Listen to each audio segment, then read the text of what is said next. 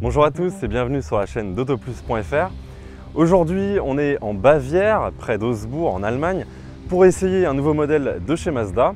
Alors, la MX-30, on la connaît, c'est un modèle qui est sorti il y a déjà 3 ans dans une version électrique. C'était une auto qui était plutôt séduisante, même si son autonomie faisait défaut. Et aujourd'hui, 3 ans plus tard, le constructeur japonais veut corriger le tir en proposant une version MX-30 REV, une hybride rechargeable qui offrira jusqu'à 3 fois plus d'autonomie que la version précédente, avec une petite particularité puisqu'il y a un moteur rotatif à l'intérieur.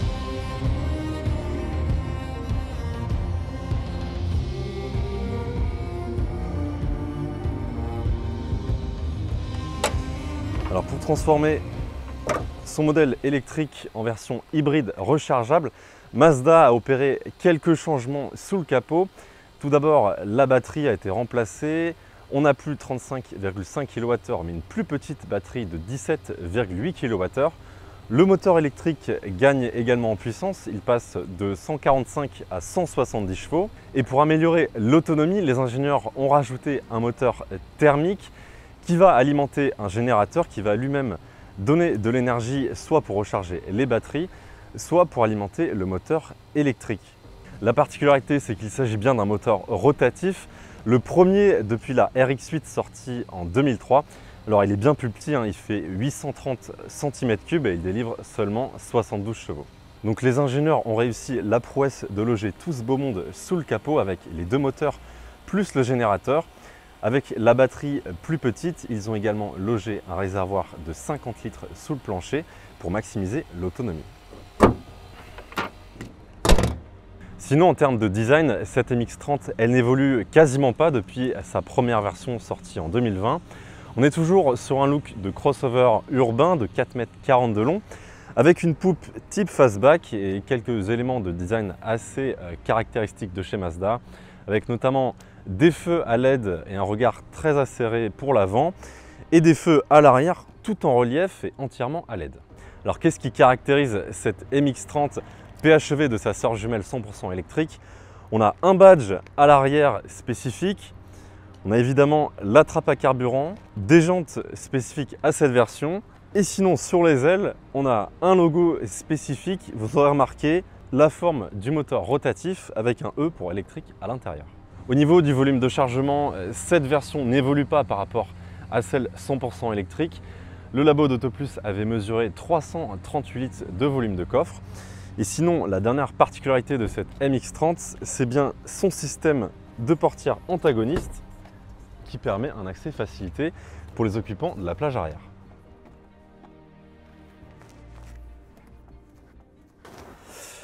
Alors qu'est-ce que ça donne à l'arrière de cette MX-30? Eh bien, vous y trompez pas, on a toujours le même espace à l'arrière que sa grande sœur électrique. Donc au niveau des jambes, c'est assez limite, même si on a quelques boutons, ça c'est assez amusant. On peut faire quelques réglages, mais voilà, ça ne va pas non plus augmenter beaucoup cet espace. Pour vous donner un ordre d'idée, on a environ le même espace à l'arrière qu'un Peugeot 2008. Mais ici, la particularité, c'est qu'on peut se sentir un petit peu engoncé dans cet intérieur avec ces 2 vitres arrière, ces custodes qui ne peuvent pas s'entrouvrir. Et surtout, même si on a un toit légèrement bombé, ça reste quand même assez limite pour 2 adultes de taille moyenne. Alors c'est simple, dans cet intérieur, rien ne change par rapport à sa sœur jumelle en tout électrique. On a toujours une très belle qualité d'assemblage, mais aussi une belle qualité de finition. On a par exemple du tissu ici sur la partie supérieure, on a beaucoup de cuir au niveau de la planche de bord et de la console centrale. Et on a même du liège par exemple sur cette console flottante, donc ça rajoute un petit charme supplémentaire, surtout que c'est une matière antidérapante. Seul point noir à bord, c'est cette ambiance un peu sombre, un peu terne, mais qui peut être changé grâce au toit ouvrant qui est facturé 800 €. Au niveau de la suite digitale, on a face au conducteur un écran mais qui est secondé par 2 aiguilles bien physiques. Sinon, on a un écran horizontal sur le dessus de la planche de bord qui se commande à l'aide d'une molette.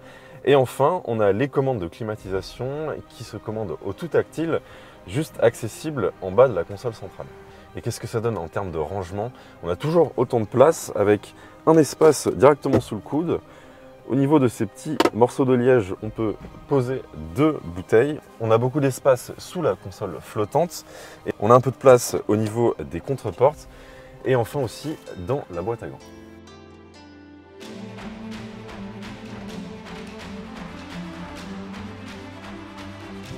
Sous le capot, on a bien une motorisation hybride rechargeable avec un moteur électrique de 170 chevaux qui est alimenté donc par un petit moteur rotatif. Alors concrètement, comment ça marche? Contrairement à certains modèles, par exemple chez Honda, avec leur technologie hybride où le moteur thermique peut être connecté aux roues, ici le moteur rotatif n'est jamais connecté directement aux roues avant. C'est vraiment le moteur électrique qui fonctionne à 100% du temps. Donc ça améliore le confort de roulage.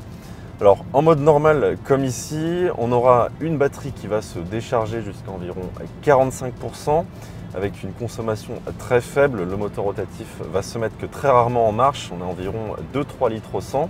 Passé ce seuil, le moteur rotatif va se mettre en action pour maintenir ce niveau de charge jusqu'à épuisement des batteries et surtout du réservoir de carburant de 50 litres.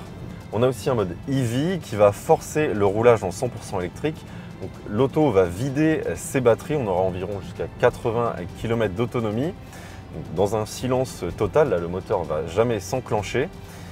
Mais une fois que l'on aura vidé toutes ses batteries, le moteur rotatif va se mettre vraiment en route. Et là, on aura une surconsommation avec plus de 9 litres au 100. Côté autonomie, qu'est-ce que ça donne justement? Cette MX-30 REV, elle est donnée pour 680 km en cycle double LTP. Mais dans les faits, on sera bien évidemment loin de ces chiffres. Sur le tableau de bord, avec le plein et les batteries pleines, il nous affiche déjà seulement 480 km réalisables. Donc bien sûr, ce sont des données qui seront à confirmer avec le labo d'AutoPlus. Mais dans les faits, on reste évidemment mieux que la version entièrement électrique qui avait été mesurée à 190 km réels, ce qui était relativement peu. Mais ici, voilà, il ne faudra pas s'attendre à des miracles. Ce n'est pas une vraie routière pour faire de longs trajets. Surtout que le moteur rotatif, on le sait, il consomme beaucoup. Et avec le moteur thermique, on est à plus de 132 kg supplémentaires par rapport à la version électrique. Et sinon, côté comportement, cette voiture, elle n'aime pas quand on hausse trop le rythme. Voilà, si on s'inscrit en courbe dans un virage avec un peu trop de vitesse, elle va afficher un certain roulis. Donc idem, on n'a pas une direction qui est très précise. En bref, on n'a pas un véhicule qui aime une conduite très sportive.